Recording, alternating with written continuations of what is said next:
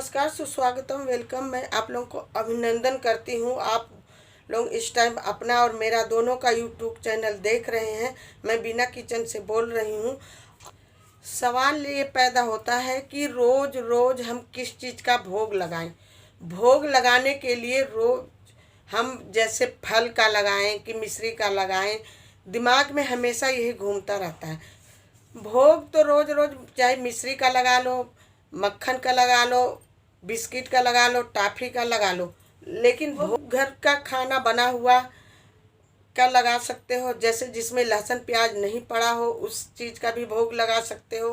अब भोग लगाने के लिए तो पहले जब घर में रसोई में प्रवेश करें, सुबह जल्दी उठकर नहा धोकर प्रवेश करें खाना बनाने के लिए, तो नहा धोकर ही भोजन बनाना चाहिए। भोजन बना के जिसमें लहसुन प्याज न पड़ा हो तो हम उस चीज़ का भोग लगा सकते हैं। जैसे मीठा है, रोटी बना लिए, गुड़ रख लिए, भोग लगा दिए, कभी फल का लगा दिए, कभी मिश्री का लगा दिए, कभी गोला गरी का लगा दिए, कभी पंचमेवा का लगा दिए। कभी फल ना हो तो घर में रोटी हो, कोई चीनी रख के ऐसे लगा दो। तो ये समस्या हर दिन किसी के न किसी को आती रहती है। लोग पूछते हैं कि भोग किस चीज़ का ही लगाएं। मखाना का लगा दो भोग, आपको जो सुविधा पड़े वो भोग लगा सकते। भोग लगाने के लिए पहले तो अपना भाव चाहिए। भगवान को भाव का भोग जरूर लगाओ। अपने भाव का भोग लगाने से भगवान भोग हमारा स्वीकार कर लेते हैं। को जब भोग लगाना चाहिए तो बड़े भाव से, बड़ा मन से भोग लगाना चाहिए। क्योंकि भोग लगाते टाइम पहले जल्दी जल्दी भोग नहीं लगाना चाहिए। भोग लगाते टाइम एक गिलास में, एक पात्र में पानी मंदिर में ज़रूर रखना चाहिए। क्योंकि भोग खाने के बाद जैसे भोजन इंसान खाता है उसके बाद पानी पीते हैं, वैसे भगवान भी भोग लगाने के बाद पानी ज़रूर रखना चाहिए। पानी के में एक तुलसी जी का पत्ता ज़रूर डाल देना चाहिए, ये इससे शुद्ध हो जाता है। और भोग जैसे हम लगा दिए, भोग उठाते हैं जब, तो उस पानी को कहीं इधर उधर नहीं फेंकना चाहिए। उस पानी से हमें आटा गूंद लेना चाहिए या हमें खुद का किसी इस्तेमाल कर लेना चाहिए उस पानी का। फिर से भोग लगाते टाइम फिर से यही दोबारा कार्य करना चाहिए। और मंदिर में जब भोग लगाओ बड़े प्रसन्न से भोग लगाना चाहिए। मंदिर में जाना चाहिए तो अपने थाली में भोजन की तरह एक कटोरी में मिश्री ले लो और फल ले लो और दूध, दही, मक्खन, मिश्री सब लेके मंदिर में भोग लगाना चाहिए।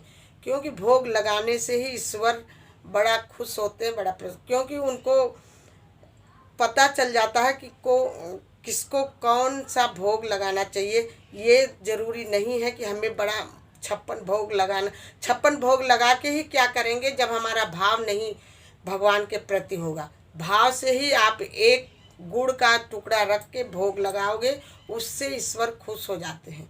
ईश्वर का कहते नहीं है कि मन चंगा तो कटौती में गंगा, तो वही हाल है कि भगवान को भोग लगाने से पहले भाव का अपना भोग लगाओ। बात हो गई भोग भगवान को कैसे लगाते हैं, ये बात हो गई। इसके बाद अपने घर में बड़ों बूढ़ों का सम्मान करना चाहिए, अपने बड़ों का मान सम्मान करना चाहिए, अपने माँ बाप का इज्जत करना चाहिए, बहन बेटी का भी इज्जत करनी चाहिए। क्योंकि बहन बेटी घर में आए, उनको खाना टाइम पर नहीं मिला तो ये सब बेकार है। इसलिए अपने बड़ों का, बुजुर्ग का मान सम्मान किया करो। सुबह उठकर उनको प्रणाम किया करो।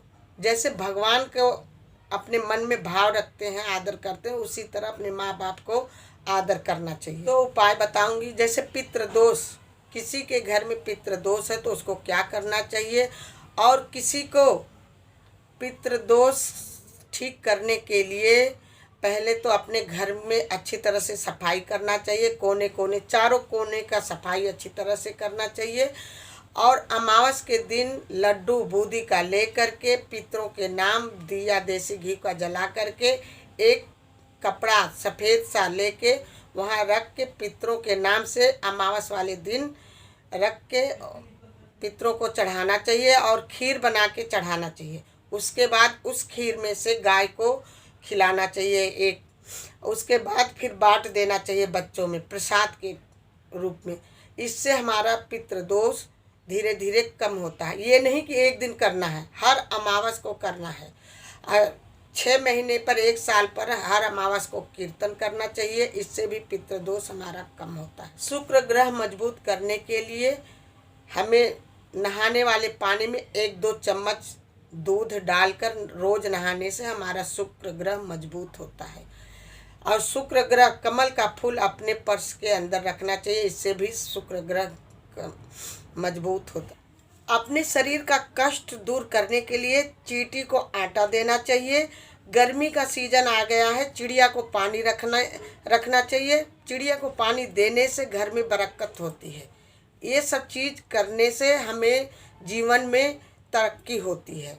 गाय को रोटी देने से, चिड़िया को पानी पिलाने से, चींटी को आटा देने से हमारे कारोबार में बरकत होती है।